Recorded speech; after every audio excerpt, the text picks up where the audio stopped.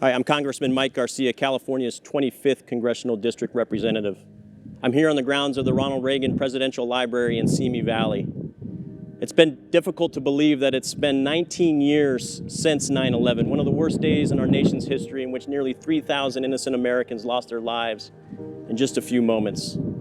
As we look back on the innocence of our lives on September 10th, the day before the attack, we recall a day when we had no idea how bad things could be for us. And we had no idea just how vulnerable we as a nation could be.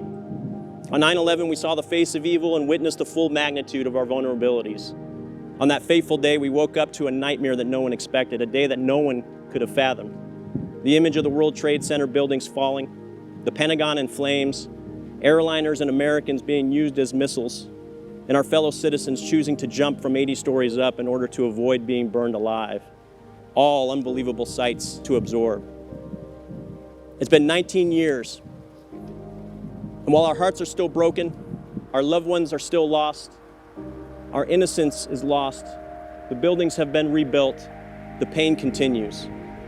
And our brave military men and women overseas continue to fight so that we don't have to, and so that we won't ever fall victim to the evil that attacked us in 2001. As a nation, we cannot ever forget that while we are the bright city on the hill to most humans on this planet, there are still those who seek to destroy us. On a daily basis, we can't take our existence for granted.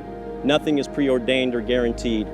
We cannot ever forget that there are bears outside of our tent, and these bears are real threats to our existence. We must remain vigilant, and we must ensure that our security forces and our military are well funded. In today's world, it's imperative that we retain a truly qualitative military, technological, and economic edge in all domains. It is that edge that gives us the peace through strength that President Ronald Reagan talked about. Above all things, while we are not a perfect union, we must remain proud of our nation and its history, remain grounded by the Lord and guided by the nation's Constitution, and we must be willing to fight for our freedoms. Behind me here is one of the F-14s that deployed to Afghanistan just days after 9/11. This beautiful aircraft was instrumental in bringing justice to those who sought to destroy us. But over the course of nearly 20 years, it was the integrity of American pride and our unrelenting desire to move up, our desire to move forward, and the might and courage of the guardians on the walls around the world that ensured we did not see similar attacks on U.S. soil. But while 19 years have come and gone, we cannot forget. We cannot allow ourselves to get soft. For if we let our guard down, if we fail at fortifying our nation, fortifying our future, any day on the calendar can be a day that lives in infamy. Any site in the U.S. can become a memorial to innocent American lives lost. Today, we mourn the loss of nearly 3,000 Americans who had no idea why they perished or who killed them. And we salute the first responders who ran into the buildings while they burned and fell. On 9/11, we wept as one family. As Americans, we need to remind ourselves and our children that we are all Americans on one team.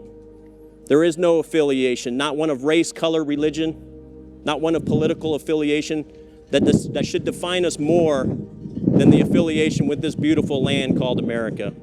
Our ownership of this small segment within the arc of American history requires us to unite now more than ever, to defend against the bears outside our tent, to remind ourselves what true evil looks like, and pay homage to the patriots who have sacrificed so much. I have been a warrior on the front lines in combat operations. I have been a businessman and a job creator. I've been a family man and a father, and I'm now a citizen legislator. But at my core, I'm a patriot, and the responsibility and role I cherish most is being an American. Today, we heal just a little bit more, 19 years since 9/11, but we cannot afford to forget the lessons learned from this deep scar. May God bless the victims and survivors of that tragic day. May God bless the first responders who saved thousands of lives, and may God bless the United States of America.